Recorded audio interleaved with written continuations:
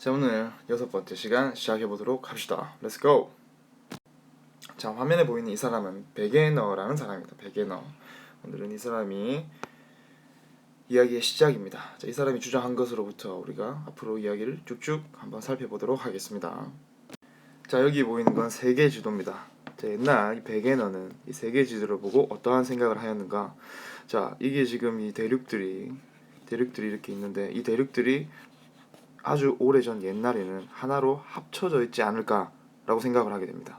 그래서 이 대륙들이 하나로 합쳐져 있었다라고 주장을 하게 되는데, 자, 이렇게 예전에는 이 녀석들이 하나로 다 합쳐져 있다가 이 녀석 대륙들이 움직이면서 지금과 같은 모습을 하고 있었을 것이다. 그래서 이 베게너의 이론을 우리는 대륙 이동설이라고 이야기를 합니다.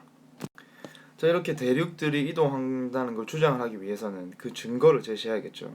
그 증거로 제시한 게 네 가지가 있습니다. 자, 첫 번째는 바로 해안선이 일치한다는 점입니다. 자, 여기 보면 남아메리카와 아프리카 대륙을 잘 갖다 붙여 놓으면 이렇게 퍼즐처럼 잘 들어맞는다는 이야기야, 이 부분이. 이걸 보고 처음에는 얘네들이 합쳐져 있겠구나 라고 주장을 하게 되는 근거가 되는 겁니다. 자, 세계 지도에서 보는 이러한 대륙들도 잘 합쳐져 보면 퍼즐처럼 잘 맞더라. 그래서 이렇게 하나로 합쳐져 있을 것이다 라고 주장을 하게 되는 겁니다. 자, 두 번째는 바로 화석의 분포입니다. 자, 지금 멀리 떨어져 있는 이런 대륙들을 하나로 붙여놨어. 그랬더니 여기 보면 이 발견되는 같은 종류의 어떤 생물의 화석을 이렇게 표시를 해보니까 이렇게 쭉 연결이 되더라 이겁니다. 현재 이 대륙들은 멀리 떨어져 있기 때문에 이 생물들이 이걸 바다를 건너서 뛰어넘어갔을 수는 없다. 분명히 처음에 하나였기 때문에 이 녀석들이 이렇게 분포를 하고 있을 것이다. 그래서 이 화석의 분포가 바로 대륙이동설의 두 번째 증거가 됩니다. 자, 세 번째 증거는 빙하의 흔적입니다. 자, 지금 여기 보면 여기에 빙하가 있죠. 이 빙하가 있는데 이 윗부분에 대륙이 있는 빙하의 흔적들을 이렇게 하나로 딱 연결해 보니까 이 녀석들이 처음에 하나로 합쳐져 있었을 것이다. 이렇게 추정할 수가 있다라는 겁니다. 자, 그리고 마지막 네 번째 증거. 지질 구조가 연속적이다 하는 점입니다. 자, 이게 무슨 말이냐? 자, 굉장히 멀리 떨어져 있는 이 두 산맥을 봅시다. 자, 에팔레치아. 자, 이름도 어렵다. 에팔레치아 산맥과 칼레도니아 산맥. 분명히 멀리 떨어져 있습니다.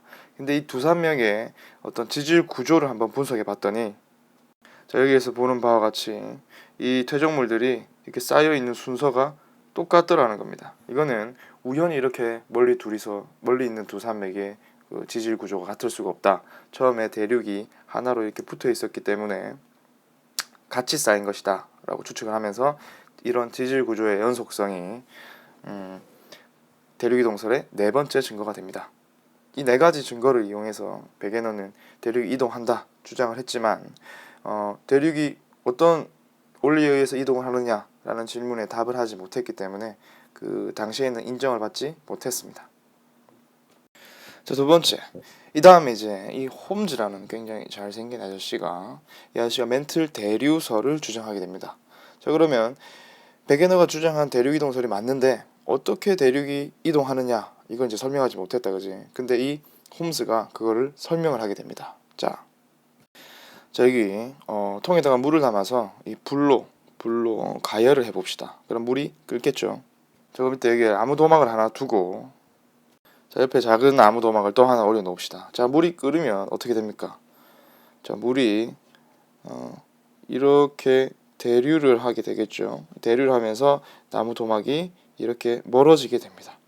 자, 이러한 원리로 대륙이 움직인다 라고 주장하는 게 멘틀 대류설입니다. 자, 이 그림에서 보는 바와 같이 굉장히 뜨거운 핵 때문에 이 멘틀들이 이렇게 대류를 하면서 이 위에 얹혀있던 대륙들이 이렇게 나누어지게 된다. 그래서 대륙이 움직이게 된다라고 설명을 합니다. 하지만 이 멘틀 대류설도 당시에 증거를 제시하지 못해서 인정을 받지 못했습니다. 자, 다음은 미국의 헤스와 디츠라는 사람이 주장한 해저 확장설입니다. 해저 확장설은 무엇이냐? 자, 간단하게 한번 살펴보면, 자, 먼저 대륙 지각이 있는데 이 대륙 지각이 아래에서 이 마그마가 튀어 올라오면서 이 대륙 지각을 옆으로 벌어지게 만듭니다. 그럼 여기 이제 바다가 만들어지겠죠. 그러면 이 해양 지각 아래에서 무슨 일이 일어나느냐, 마그마가 계속 올라와서 굳어지게 돼서 새로운 해양 지각을 계속 만들어내게 됩니다. 그래서 바다 아래가 계속 이렇게 넓어지게 된다, 해저가 확장된다 라고 주장하는 게 바로 해저 확장설입니다. 자, 이것으로 인해서 앞서 이야기했던 대륙이동설과 멘틀 대류설이 다시 주목을 받게 됩니다. 자, 이제 마지막 1960년대 후반에 이제 과학자들이 여태까지 연구를 정리를 하게 됩니다. 자, 어떻게 정리를 하느냐? 자, 우리가 배운 지각은 대륙 지각과 해양 지각으로 나눠지게 되는데, 이 지각과 그다음에 이 멘틀의 윗부분, 이 윗부분 두 개를 합쳐서 우리는 판이라고 부르게 됩니다. 판. 그래서 세계는 이렇게 몇 개의 판으로 구성되어 있다라고 이야기를 합니다.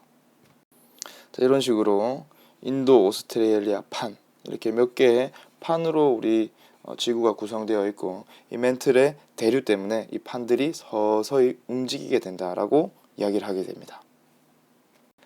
이제 이것으로 인해서 예전에는 이 대륙들이 하나로 붙어 있을 것이다, 대륙들이 계속 움직이고 있다라고 이제 사람들이 믿기 시작했고, 대륙이동뿐만 아니라 화산 활동이나 지진과 같은 어떤 이런 것들을 종합적으로 설명할 수 있는 이 이론이 바로 판구조론이 되겠습니다.